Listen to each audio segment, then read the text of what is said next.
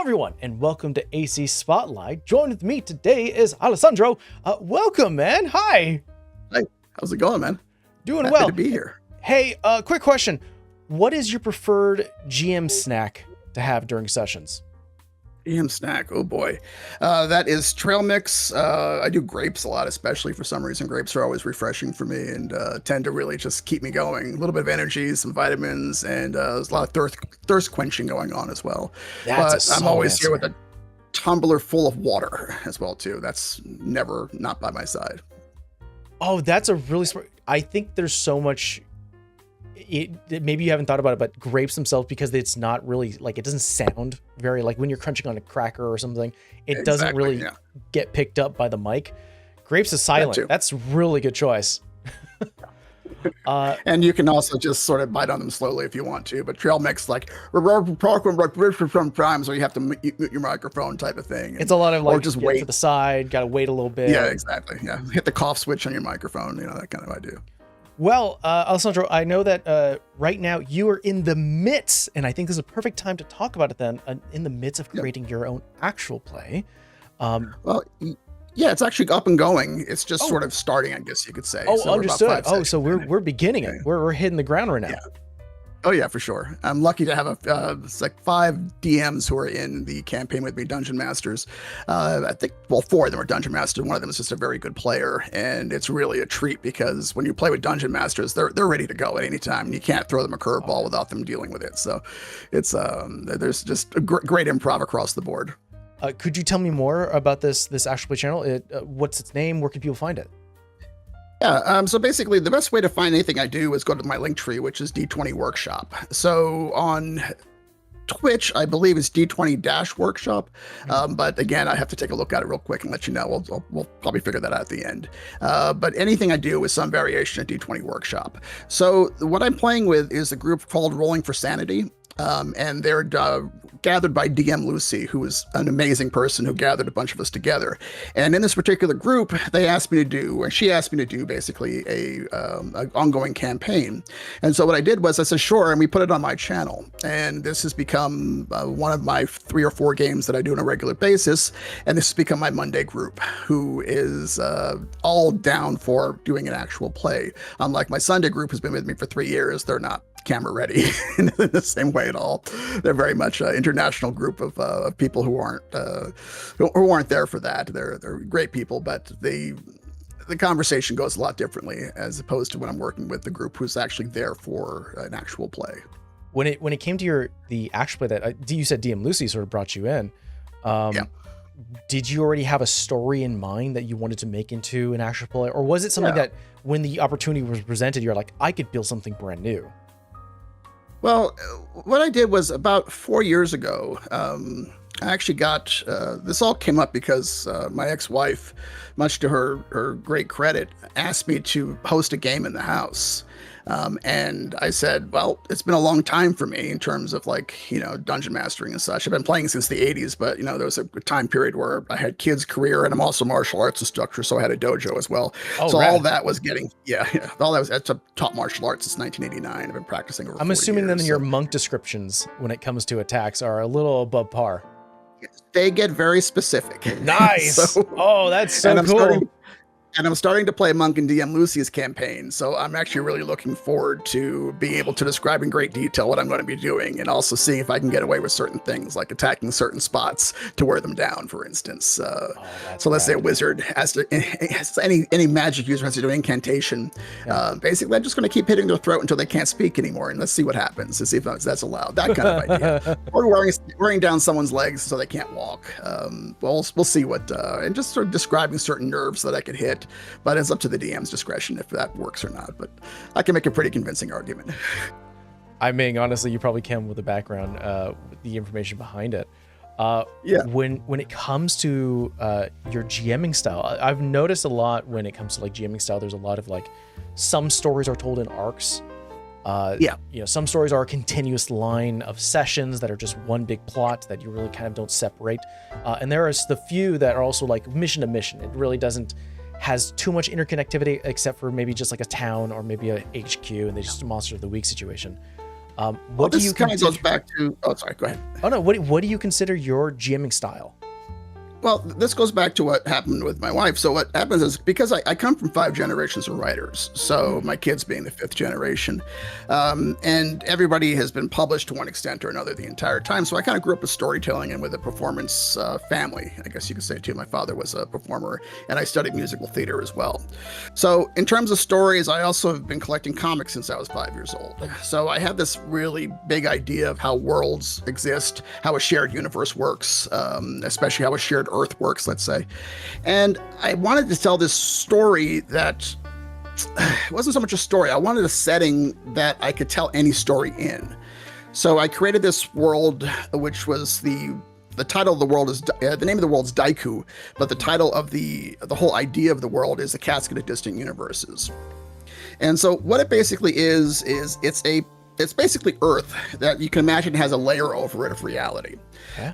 There was a mad occultist in the 21st century, the 2050s, named Malik Chan Garcia, who got a hold of this otherworldly device called the Casket of Distant Universes, which is a reality warping device. And through his own backstory and everything else, he changed the world into his sort of idea of what he wanted fantasy to be and how he wanted to see the world, and basically made himself semi-immortal as well, too. Kind of a demigod, not a true god, though. So on this planet, what happens is I basically said, okay, if this guy's a geek, what would he want to see? And so there's a little bit of everything there, right? There is, cool. There is definitely the fantasy stuff that's all over the place. There's a supernatural area. There is actually a steampunk area. There is an area that developed in isolation and in part of the expansion of the map that is actually a whole cyber world or whole cyber country that is now actually trying to invade the steampunk area. At the moment, there's all war going on between the two of them. That's a backstory going on within the world. So within there, I developed many different countries, and the way I work is sort of like how, if you know No Man's Sky, how the video game works. Yeah. No Man's Sky has something like 1 trillion worlds in it, right? Everything, at a certain point, you start to notice like the big difference, and yeah, exactly. But they don't render 1 trillion worlds. The worlds are kind of rendered as you get there, right? They sort of build as you go in. So I set up all these countries and all these concepts of what's happening in different areas, like what's the focus in this particular way. So when the heroes or the adventurers get to these areas, I start developing them out more and more. So some places, some groups have decided to, in different places, set down roots. And so as a result, those towns have developed, or those areas have developed more. Certain adventures have happened in different areas. And so any group that comes in, there's always a place for them to plug in someplace. I can always start them in some part of the adventure. The way this group started, the Monday group, is that they're actually going in chase of stolen gold from my established group, who have been off as fugitives in a way. And in the meantime, while they've been gone, someone has stolen their stuff, and this group came across this whole heist happening, and they've been in chase of their gold, not even knowing the other group yet. So they've been crisscrossing in a certain way, but as a result of some things that have happened now, they're in completely different directions and exploring in completely different areas. And eventually they may meet or may not. It won't make much of a difference to me, but it just sort of allows for me to have some continuity, even continuity of characters that I can reuse. And it just becomes, a lot of fun because the world itself lives in my head and exists in my head. And I sort of know what's going on with it, even when I'm not there. Playing in one particular area, I just sort of have an idea that something is happening here. And that's the fun part of it for me. And again, it just gives me an excuse to tell any story that I want to tell. That's right. And also, wonderful use of Hispanic representation. Heck yeah. Let's go. This is speaking from the Northeast. That's incredible. Well, the thing about it is that I'm actually, I look very Latino. I'm actually Black and Italian, but my kids are two of my kids are half Mexican, right? So as a result, like I have this incredible multicultural background that I come from. Great. So I really try and make sure that the world is as the eyes I see it through. And this is also growing up a New York City kid in the 80s as well, whose high school yearbook looks like the United Nations, who had friends from every continent and from most countries, basically when I was growing up, and sort of hearing and seeing and learning from people, and having lived in Europe as a kid as well too. All these things that are part of my background, I just sort of see the world in a very multicultural sense. So with the Hispanic representation, you don't see a lot of that, and to me, it's like that's important. important. I mean, you don't see a ton of black representation either, for that matter. Yeah, no, but even still, like I throw even Italian representation in there in very funny ways, but I do throw it in there. So, but to me, the characters never they take themselves seriously, the characters, but a lot of times, like it's easy to sort of see that these are also characters who represent something, but they aren't stereotypes at the same time. That's the other important part for me too, is that that they actually have true purpose and true meaning. They're not just there to be a comic foil, and that's important to me about representation. I think that leads to a very good discussion of, because you've built this world and you kind of have everything separated, but you know where everything is moving, and you really only need to really dive into one section depending on where the players are. When it comes to prep work, could you walk us through what it looks like when you're about to run, like you're about to prep for a session? Because we've also taken into account that this is also an actual play, meaning that it is publicized, it is produced. Yeah, so I have an idea, a concept of where things are going to go for a certain arc. And from there, it's sort of like branches of reality spread out the further down, I think. Right? Mm-hmm. So I go as far as I can go that's concrete, but know that I can go these 3, 4, or 5 different directions afterwards. And those will become clear in terms of where we're going to go, depending upon the decisions that were made in the current arc itself. So those possibilities of what I'm going to do next will reveal themselves as we go. The way I work in terms of prep, I get inspired by just about anything. Like I'll look at something and remember a storyline. Like I'm looking here on the walls, and there are a lot of comic books and frames and things and different artists that are around me, and some Batman stuff over here. So there's things everywhere. Some Star Wars stuff over there as well too. And I'll remember maybe just a piece of an arc, or remember a character that I really liked. I remember a character's intention and motivation that I really liked. And what I'll do is I'll build something around that. Now, sometimes it might just be a map that I saw. Like I saw a really cool map someplace on Patreon or Reddit or somewhere. I'm like, okay, that map's amazing. I know exactly the story I want to tell that's going to happen in this map. That is such a weird aspect for game masters and storytellers that I've noticed. And you've touched on a point that I've been thinking about for a while. I'm like, no one else has really, brought it down to sort of a molecular level of, I think as GMs, we can look at anything.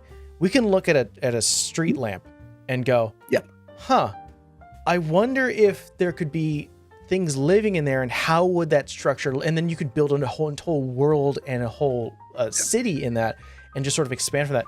That's a really, like looking at a map and going, I already know what beat we're going to hit once we hit this map. That's really cool. Even that street lamp idea, all of a sudden I'm thinking a street lamp that alters reality in some capacity, depending upon if you decide to go through it or not. I mean, already that my mind's like, okay, let's go with that one. So that's the idea. Do you decide to wait? Do you go? Do you stop? It depends upon where you wind up at the end of that decision. So that's something that that's sort of how the ideas hit me, like that. It's also a good question to ask, because it seems like you definitely kind of like ooze creativity. You're always thinking of like new ways to sort of see things.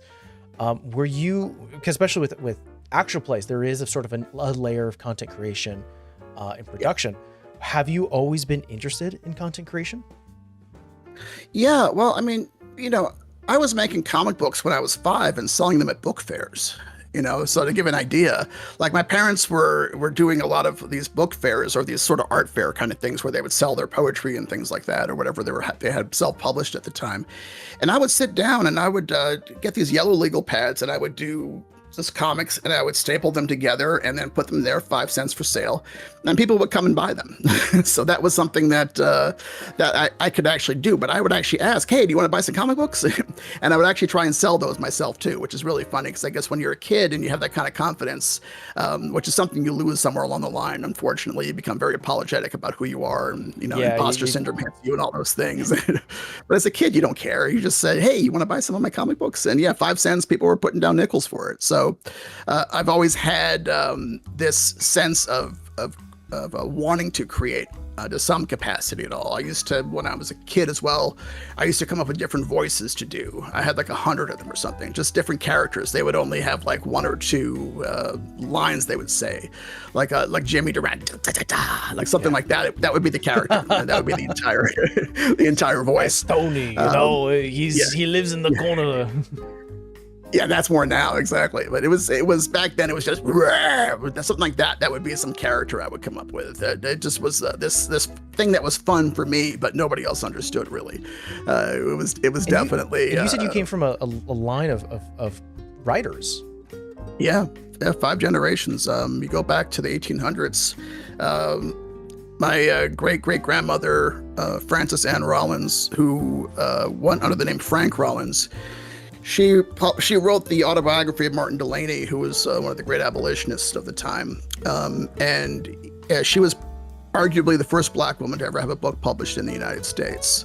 So it goes back to that point, but she had to do it under a pseudonym. She couldn't do it as a woman. She had to do it under a male name. So then that's just how crazy the world's been, for so long. Is that even it was one thing for a Black man to be published, for a Black woman to be published? No, that's just not going to happen. Yeah, playing in hard mode at that point. Yeah, exactly. Yeah. So between that, you go back also as well, you have a lot of performers. My great-grandfather was the first Black actor in Equity Union. So he was the first one admitted. He was on screen with Peter Fonda in the Oxbow incident. He was basically, he originated the roles of Curly and of Mice and Men, both on screen and stage. So he was a very prominent figure, especially in the Black acting circles. But he was known in Hollywood as well to an extent at the time. So I come from this kind of legacy of storytellers in different ways. So between writers and performers, and my father was a musical theater guy, and also a writer as well. So I saw my father, he was also a stand-up comedian at one point too. So there's always these creative ventures happening in the house. Growing up, there was always readings of screenplays, readings of plays, these productions I was behind the scenes involved with. And that's just sort of how I saw the world. And on top of that, because I grew up in, Tribeca is not what it used to be. Tribeca, New York City is now, where Jay-Z and all the celebrities live and such. Right. But back then it was an artist community built of lofts that basically the work the artists did is what made it become so trendy and popular, because my parents and their peers fixed up these places to look amazing that basically were just raw warehouse spaces before then. I know that the entire world, as well as like the United States, definitely there's a lot of contributing factors from the Black community when it comes to arts and entertainment. And it very much seems like it, especially with you, you mentioned like you come from this long line of people taking different paths in storytelling. You found and wedged your way into, like, not wedged, but like you carved your way into a new avenue of storytelling, which is tabletop, which is you're expanding the tree at this point. Well, it's funny because it calls upon all the things that I've been interested in, right? So it's like this perfect storm. It allows me to write. It allows me to act, because I was also a musical theater major. It allows me to create characters, which I've also loved doing my whole life. It allows me to delve into geekdom in all senses of the word that I like to do. So when if you read comic books and you've ever read Secret Wars, either version of them, the God Emperor Doom, or basically the Beyonder before him in the 80s version, created this planet that was sort of a hodgepodge of different places. Battleworld, basically. They created Battleworld. And both Battleworlds. The first Battleworld was more of different civilizations from different parts of the universe put together, and one of them being Denver, Colorado, for whatever reason. But it was this idea of this slapped together world by a person who didn't really understand how worlds were created, right? So and sort of with God Emperor Doom, with Dr. Doom, when he created Battleworld, he took together the multiverse and slapped it together, but didn't truly understand how to make a world. And so my idea too was that, okay, I love that idea of creating a world by somebody. Say again? This was the spark. This was a spark in a lot of ways. Wow. Yeah, for this particular world. Yeah, but this comes out of comic book reading. So this comes out of my comic book writing days as well, when I was trying to get that going also. And my brother's also a comic artist as well, so we would collaborate sometimes too on these ideas. So the world was sparked by that. But I said, okay, because I have this here, boom, I can do all my writing here, I can do all my acting here, I can do all my performing here, I can sing songs here if I want to as well too, which I've also done at times. I could write songs if I wanted to in here, because now I'm not beholden to somebody else's planet or somebody else's realm. Yeah. I'm only beholden to the ideas that I have in my head. And that was the great thing about doing this homebrew thing. But I wanted to take it past just a place where I could tell some stories. No, I wanted a living, breathing world, which is what I think art is and should be if you're really doing art, that it should actually have a life into itself, and a life that you can't even predict where it's going to go. So I don't even try and control the world, right? I just let it go where it's going to go. And things happen all the time that I'm not even expecting to happen, because they just sort of come up and come out of my mouth, or maybe the players make a decision that changes everything. So the war could have ended, actually, that war I talked about earlier. But there's a joy with it too, because you're not just telling the story and you're building this world. You're also in part of it, because it is an actual play. You're sharing this. People are able to sit in and watch this. When it comes to the actual creation of the actual play section of this creative experience, personally, what do you feel is the hardest part about making it a produced piece of content?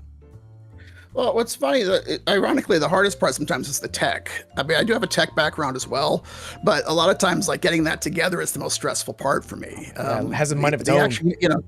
Yeah, really. It's just, you sort of want to have your, you're working with OBS, it's not that hard of a program, but you want to make sure everything's correct. Everybody's mic levels are correct. Can everybody hear everybody? You don't know, because you're in the middle of running it, the whole thing, and you don't have a tech person necessarily. And I don't have somebody who's monitoring stuff. Someone's monitoring the chat, thankfully. But other than that, I don't really have anybody to do that but myself. So that's really one of the biggest challenges.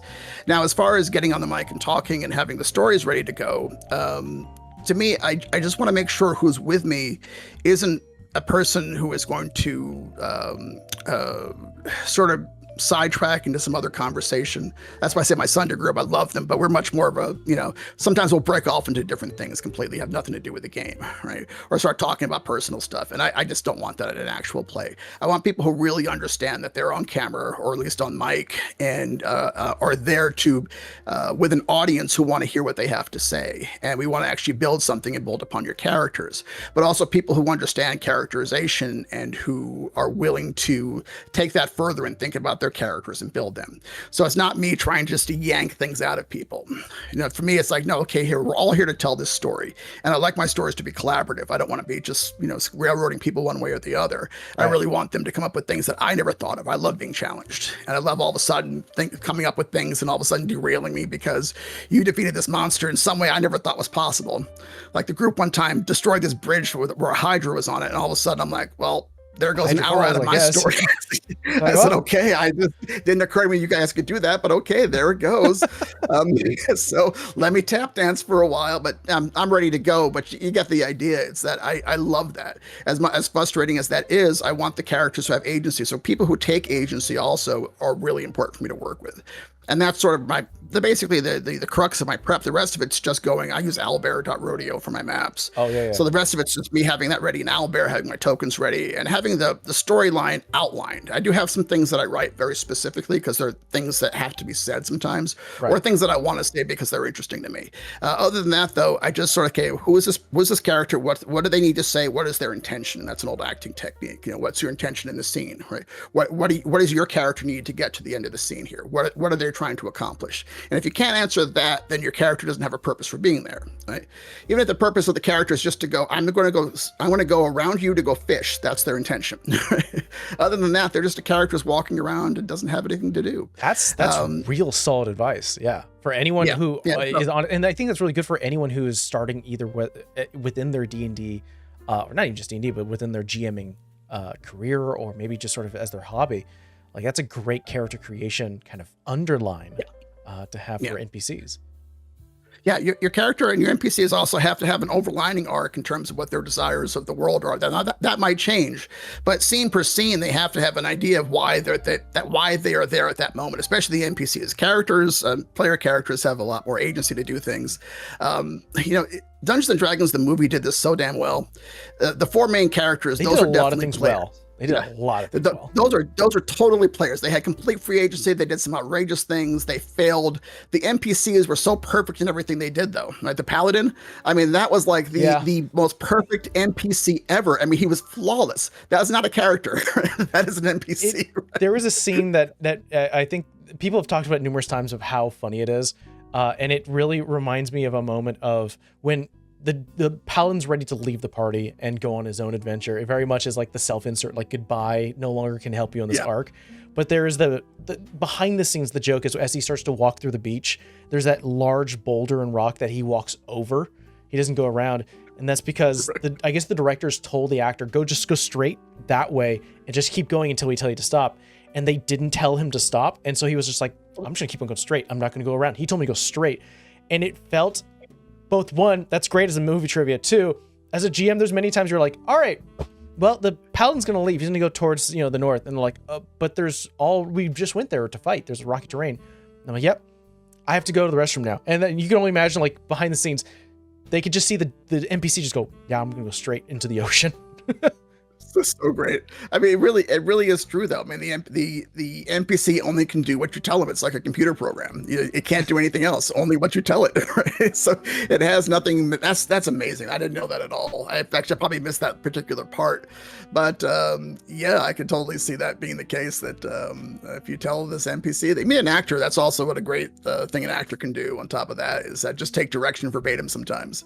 Yes. But being self-aware enough to know what you're doing in that particular movie, understanding his role in the movie as well too, is that that's my direction, that's where I'm going to go. They did a lot of things right, and it was very much of like, it especially was great for like anyone who's never been in tabletop or never been interested. Like, hey, listen, this is the emotion you kind of grab from this, and within a sort of a 2-hour time frame, which kind of leads me to my next question. When it comes to storytelling and kind of having whether something satisfying within a session period, what is a perfect session length in your opinion?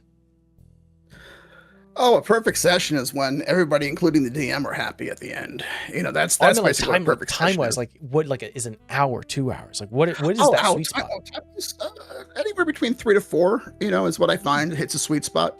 Usually 3 is a really good time to stop.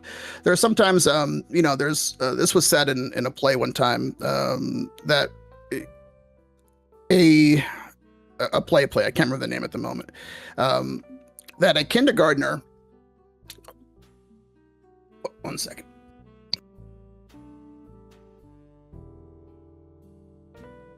I got to do not disturb myself. No worries. All right. Like I mentioned before, we're going to cut out dead air, so you're good. Yeah, that's what I figured. Okay, there we go. All right, cool. All right, so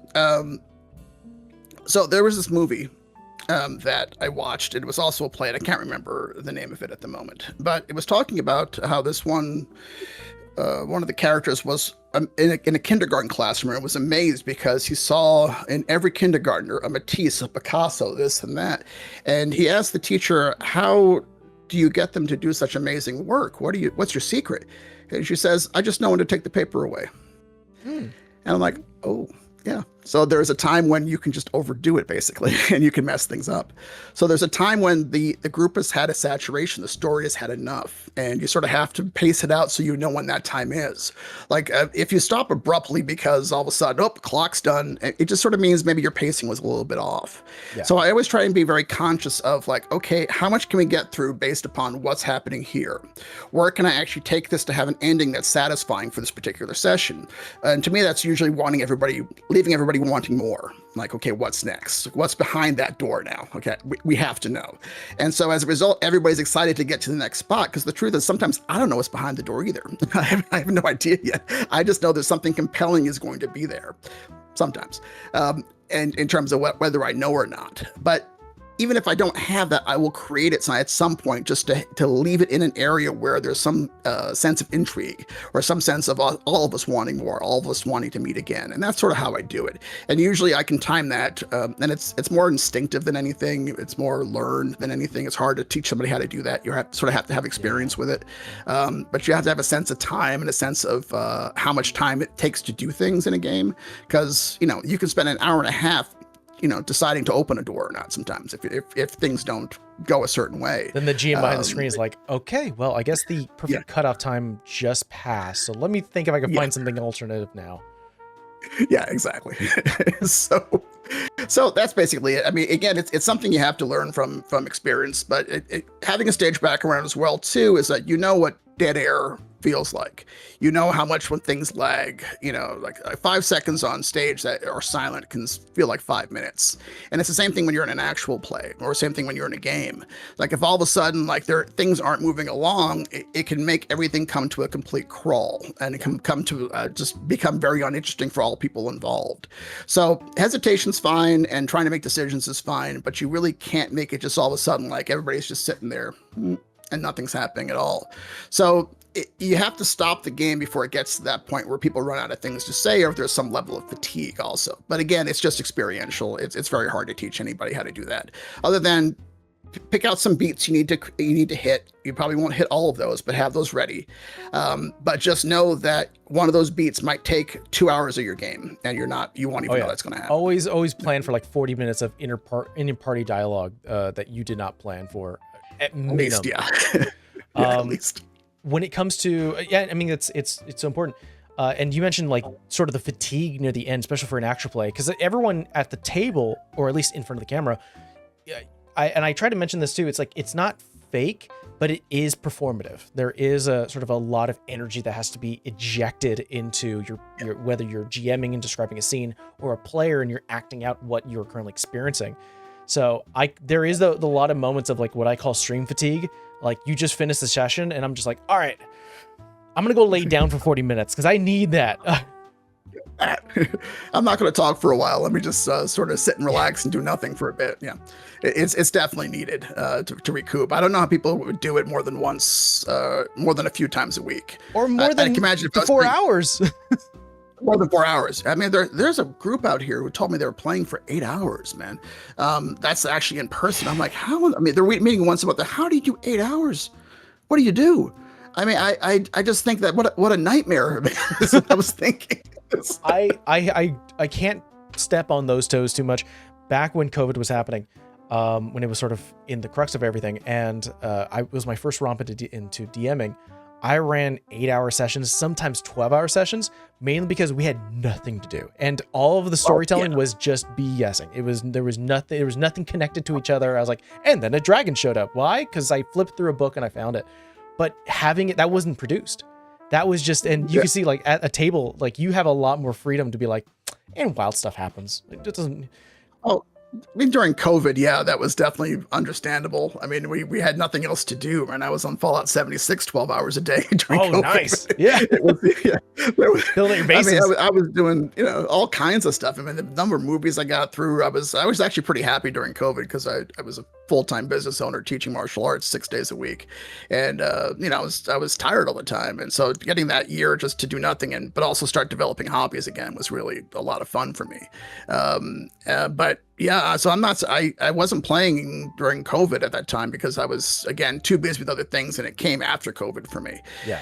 When I came back into my life. But I can imagine, just sort of sitting on Discord with people for that amount of time and, doing whatever sounds completely luxurious. And it's something I wish we had at the moment. Would be pretty cool too. Fatigue is real, very real when it comes to TTRPGs and actual plays, especially. Yeah. When it comes to your table, is there a rule that is written in stone? Is there something that you do not budge on? Yeah, so it's basically it's very commonsensical if you know me.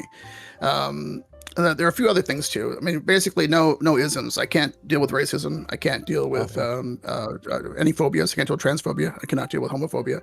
I cannot deal with prejudice or bigotry of any kind at all. But I don't attract people like that just the same. So if you know me, that's not really going to come along.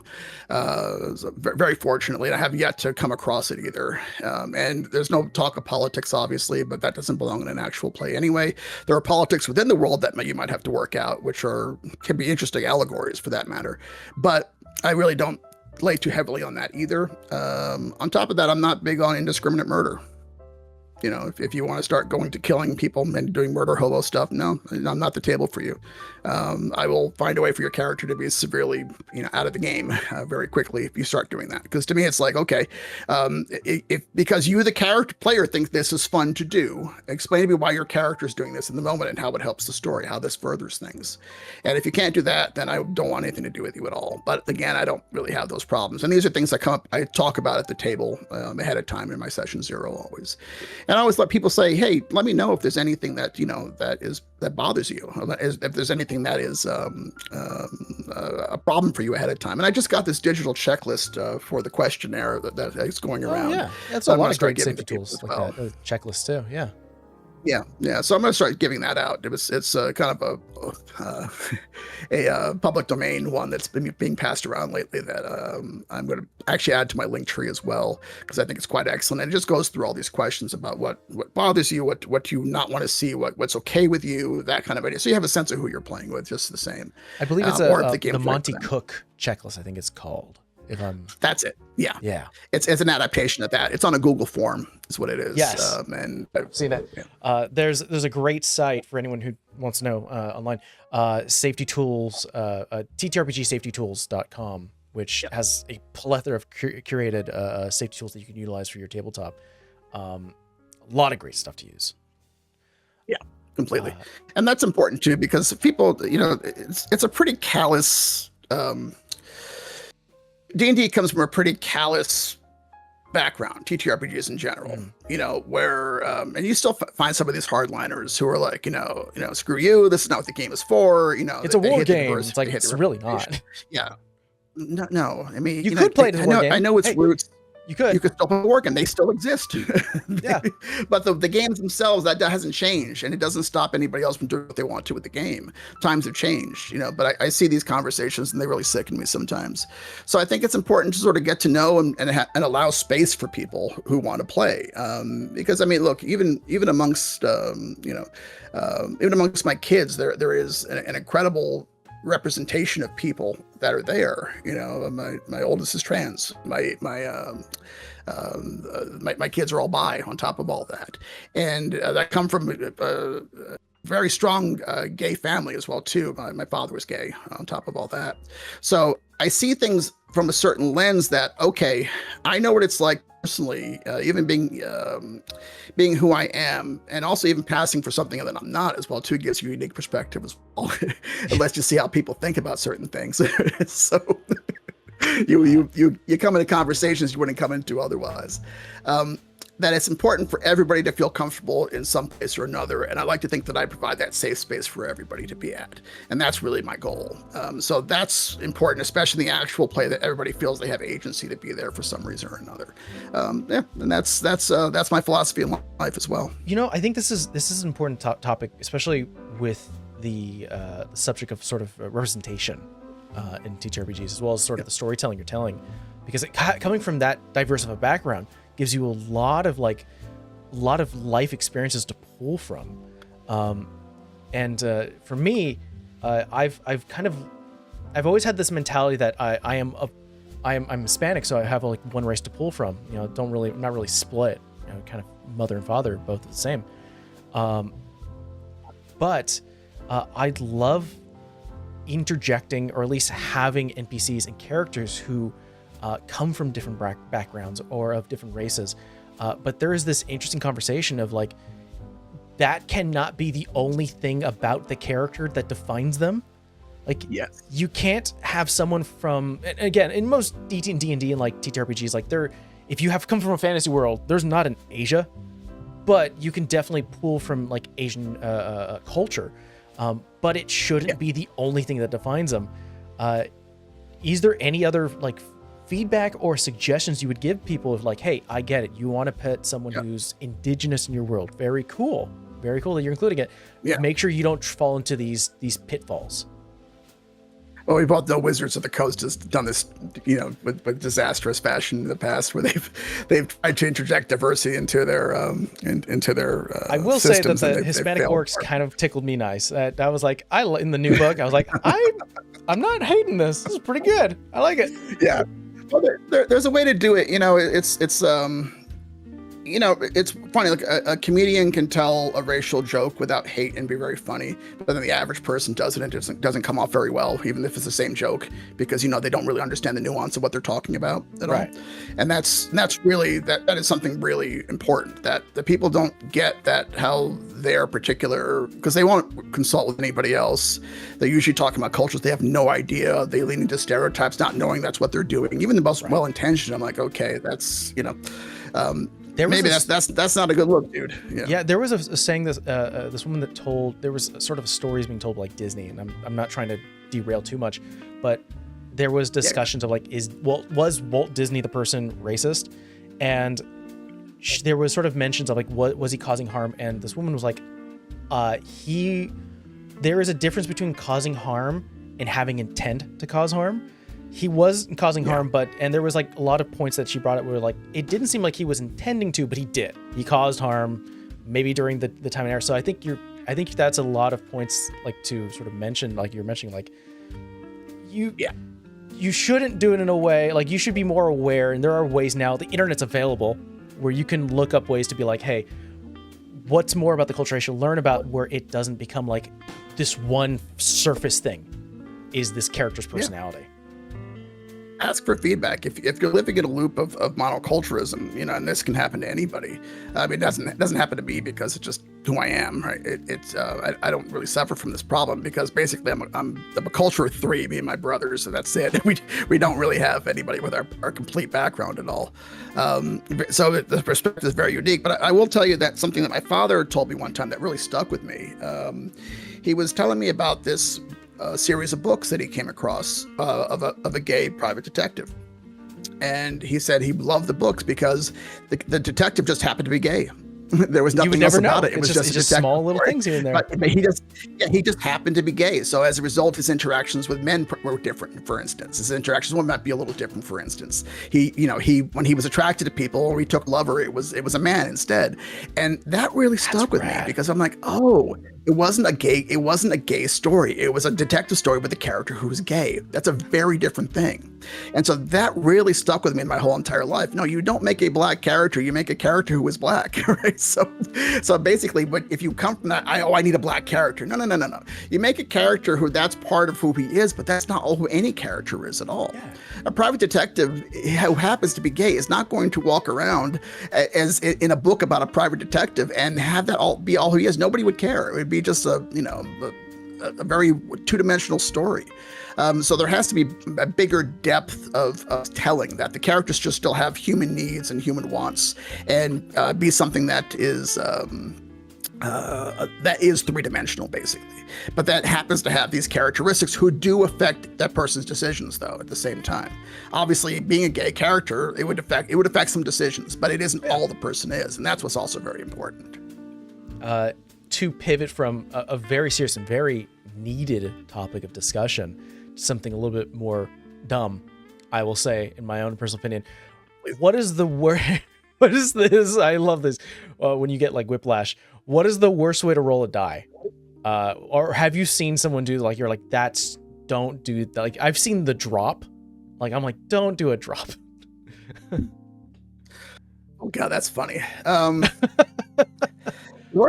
That's a funny one. The worst way to roll the die is you roll it so hard it flies off the table, and then we have to lose time for you looking for the die. That's to me the worst one. Is that you just basically are throwing it like you're in Vegas and there's a backboard there or something like that. That's the one thing I don't like. Other than that, yeah, the drop is kind of lame. I would say that too. I usually get really if you're gonna annoyed. drop, use a dice tower. Oh, that's pretty good. Yeah, I get really annoyed when people, and you mentioned Vegas, like people do like the roll of the palms and they go, and they're like, they bring it to another player at the table. They're like, give me luck. I'm like, it's not Vegas. First of all, what are you doing? That's funny. But that's okay to me if you're going to sprinkle it in once, in a session just for some comedic effect. But if that's your go-to, you know what I mean? But you're like come on, 7. Fingertips in the water and you're like anointing it. You're like, man, let's go. Oh man. Well, thank you so much, Alessandro, for joining me and sharing your adventures, honestly, with the world. You're producing this actual play and allowing people to experience this collaboration world that you've built with numerous cultures and everything. where can people find, and if I remember correctly, it was Roll for Insanity or Roll for Sanity? Well, Roll for Sanity is the actual group. Got it. There's no place to go for them. But there's basically, it's DM Lucy brought a bunch of us together. Most of us are dungeon masters and game masters onto her Discord server. She's just an amazing person. And so I always credit her that this is a Roll for Sanity group, but that we're running it through Casket of Distant Universes, which is my world, and D20 Workshop, which is my brand on top of that. Oh, so people can find this actually on D20 Workshop then? Yeah, basically what it comes down to. You can cool. You can go to my link tree, which is D20 Workshop, that has all my socials and everything else, and the Twitch channel and everything. Easiest way to get everything that I'm doing. So just D20 Workshop, as it sounds, letter D and the number 20 and Workshop, and just go to Linktree/D20 Workshop. Wonderful. Well, thank you so much for joining us, everyone, and we will see you guys next time. Bye. Thank you. Appreciate it. Bye.